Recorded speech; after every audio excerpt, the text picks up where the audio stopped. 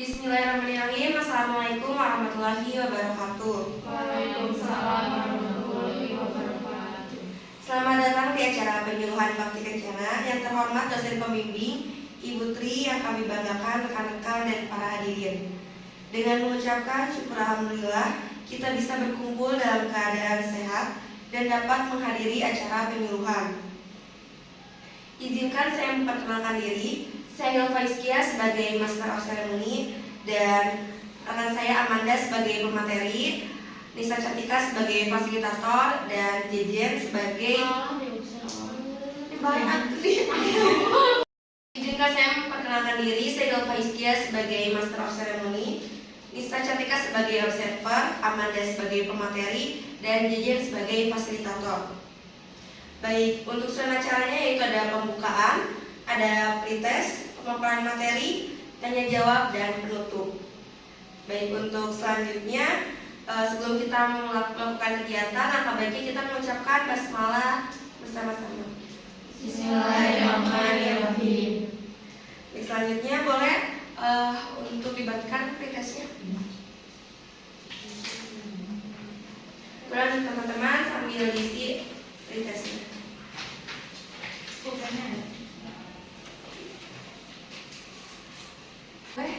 Diambil lagi untuk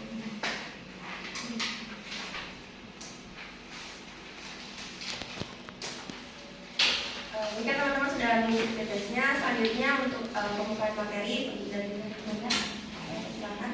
Assalamualaikum ya. Assalamualaikum warahmatullahi wabarakatuh. Kita mulai ya. Di sini sebelumnya mau dipanggilnya teteh ya, teteh. Oke, di sini saya Amanda akan membahas mengenai penularan HIV dan AIDS. Sebelumnya di sini teteh udah ada yang tahu AIDS itu apa, terus sama HIV itu apa? Belum ya? Oke, jadi AIDS itu adalah virus yang menyerang imun. Sedangkan HIV itu adalah yang menyerang imun, sedangkan AIDS adalah penyakitnya. Kenapa dibilang penyakitnya? Karena ini kan udah HIV itu udah menyerang imun kita. Nah, diperparah oleh penyakit yang ditimbulkan oleh kekurangan dari imun. Nah, itu untuk penjelasan dari HIV dan AIDS-nya. Kita masuk ke, boleh teh PPT-nya? Oke, di tanda gejala. Boleh dilihatnya di sini ada 3 tanda gejala, yaitu gejala awal, gejala selanjutnya, dan gejala khas penderita. Sedangkan gejala awal, untuk gejala awal itu ada flu, ada demam, tapi sifatnya itu hanya sementara gitu. Jadi bisa sembuh. Biasanya kalau misalnya kata-kata gitu lagi flu atau demam gitu bisa sembuh sama obat aja gitu, biasa untuk gejala awal. Terus bisa tampak sehat dari 2 sampai 10 tahun ke depan. Kenapa? Karena virus HIV ini itu sebagai penyakit yang dibilang panjang gitu. Bisa dibilang juga justru tidak terlihat, karena dalam jarak waktu 2 sampai 10 tahun aja kita tuh masih terlihat sehat. Terus kalau misalnya dalam gejala awal, teteh kalau misalnya mau dites nih dalam 1 bulan pertama itu nggak bakal terlihat, tapi dalam 1 sampai 3 bulan pasti akan positif. Tapi positif ini juga dalam 10 tahun aja masih terlihat sehat. Jadi itu kekurangan dan kelebihannya HIV itu susah untuk ditebak. Lalu untuk gejala selanjutnya, karena di sini ada 2 ya, gejala selanjutnya itu ada demam. Tapi demamnya itu masuknya berkepanjangan.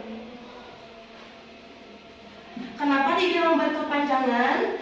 Karena bisa sampai 5 sampai 7 hari mengalami demam yang naik turun, hampir mirip seperti demam DBD.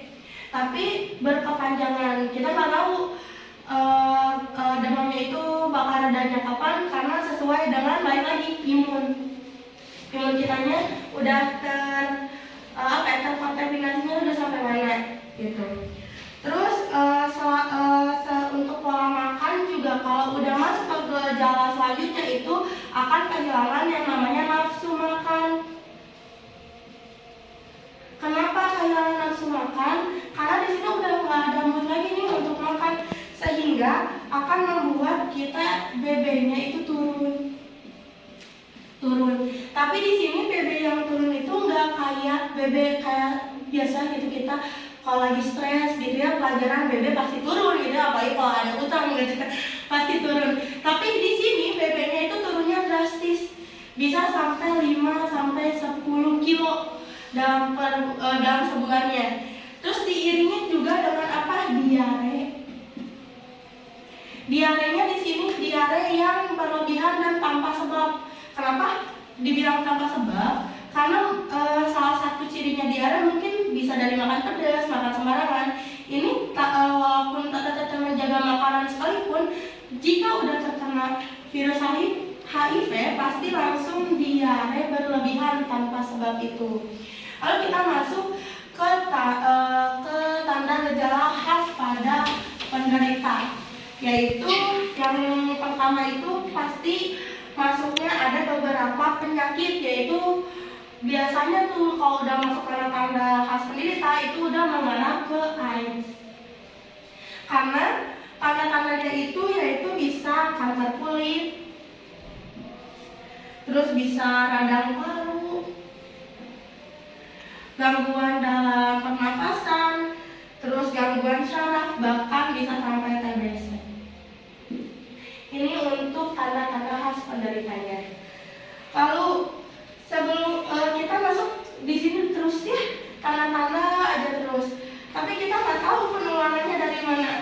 Sebelumnya saya mau nanya, ternyata sudah ada yang tahu belum penularannya dari mana? Belum ya? Nih, penularan yang pertama itu yang terbesar saya mau kasih tahu dari seksual.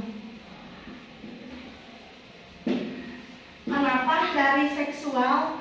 Karena dari sini juga ada berbagi-bagi nih. Bisa dari orang yang homoseksual, gay,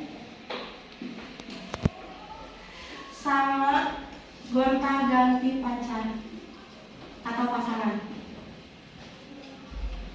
Walaupun kita udah setia menjaga pasangan, cuma cukup satu, tapi bisa kita dapat dari sini.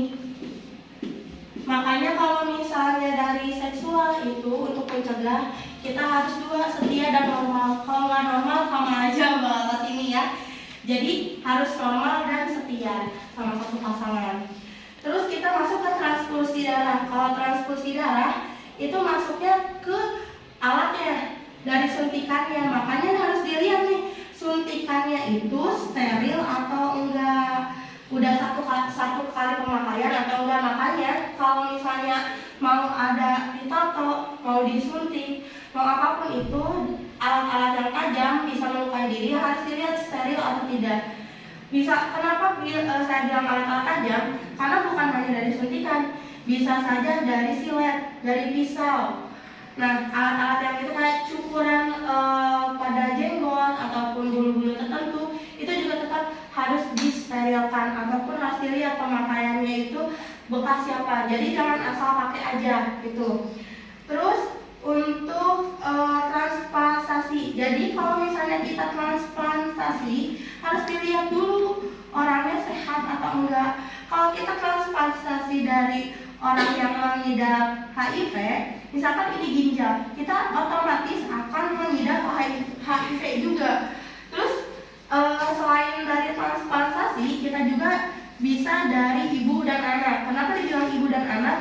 Misalkan ini ibu dan anak sedang mengandung ya, ini anaknya di dalam, maka akan ada proses melahirkan, dan melahirkan itu pasti akan keluar yang namanya darah dan akan ada yang namanya luka. Nah, justru darah dan luka itu potensinya lebih besar untuk terkena HIV. Makanya dibilang ibu dan anak itu bisa, kalau misalnya si ibunya terkena HIV, bisa ke anaknya langsung. Dan yang terakhir itu dari petugas kesehatan. Jadi bukan teteh aja yang di sini yang bisa terkena HIV dan AIDS. Justru petugas kesehatan juga bisa. Bisanya apa? Kita bisa tertular dan kita bisa menularkan. Kita dari pasien tertular terus kita menularkan ke pasien yang lain. Jadi tetap teteh juga harus waspada untuk petugas kesehatan. Lalu kita masuk ke yang tidak menularnya. Dan ini kan tadi kita udah bahas yang menularnya nih. Kita masuk ke yang tidak menularnya. Yang tidak menular itu adalah kontak fisik seperti salaman, berbicara, ataupun kita mau main sama yang terkena HIV ya nggak apa-apa, karena tidak termasuk dalam penularan. Lalu untuk gigitan nyamuk, gak ada hubungannya gigitan nyamuk dengan penularan HIV, karena yang nyamuk gigit itu akan dikonsumsi oleh dia sendiri, nggak bakal ke kita juga gitu. Jadi nggak ada hubungannya. Terus untuk donor darah, sebenarnya tadi kan bisa aja donor darah terkena penularan HIV, tapi bisa kita cegah dengan alat-alatnya. Tapi kalau misalnya untuk pendonor, bisa aja yang sehat ke HIV. Tapi kalau yang dari HIV ke yang sehat itu nggak bisa. Gitu. Terus kita masuk ke pencegahan yang harus diingat. Kenapa? Karena yang tadi saya bilang jangan berganti-ganti pasangan. Terus pastikan sebelum nikah itu pasangan kita terkena HIV atau tidak, itu wajib. Jadi jangan disepelekan. Apalagi kita kan nggak mau ya, gitu. Misal pacar kita jajan, terus kita yang imbasnya kan nggak mau ya. Terus kalaupun pasangan kita udah terlambat tahu kena HIV, caranya kita menggunakan kontrasepsi, yaitu kondom. Terus perhatikan juga alat-alat sekitar. Bukan berarti orang sekitar HIV itu aman, semua barang-barangnya enggak. Yang saya bilang itu silet, pisau, yang kayak itu harus benar-benar diperhatikan. Terus jika mau donor darah juga harus diperhatikan sudah di screening bebas HIV atau belum. Ditanyakannya kemana, ke PMI. Nah, mungkin itu materi tentang penularan HIV dan AIDS yang bisa saya kasih tahu. Mungkin saya kembalikan ke moderatornya. Baik, terima kasih Kak Amanda yang sudah menjelaskan itu ya, HIV itu seperti apa, gejala itu seperti apa. Baik, selanjutnya mungkin teman-teman yang ingin bertanya boleh, saya silakan. Baik teman-teman, apakah ada yang ingin bertanya? Saya ingin bertanya, apakah jika kita ngobrol dengan yang mengidap HIV, apakah kita bisa tertular juga? Oke, boleh langsung ya, boleh. Kebetulan itu tidak menular karena yang tadi saya bilang ada beberapa kontak fisik atau berbicara, pelukan atau pegangan itu nggak bakal menular karena biasanya menularnya itu dari luka. Kecuali kalau misalnya teteh bersalaman pada seseorang yang kena luka dan teteh punya luka juga, nah itu harus diwaspadai. Makanya kalau misalnya ada darah di jalan, teteh nggak usah langsung dibersihin. Itu takutnya itu darah yang HIV. Mungkin kepanjangan ya, tapi intinya yaitu bisa aja asal tidak ada luka dan darah. Ya, terima kasih. Baik, terima kasih juga atas siapa yang sudah bertanya. Ada lagi yang ingin bertanya? Atau sudah cukup ya sepertinya ya. Baik, terima kasih ya Kak Amanda sudah menjelaskan. Selanjutnya mungkin untuk dibagikan postcardnya.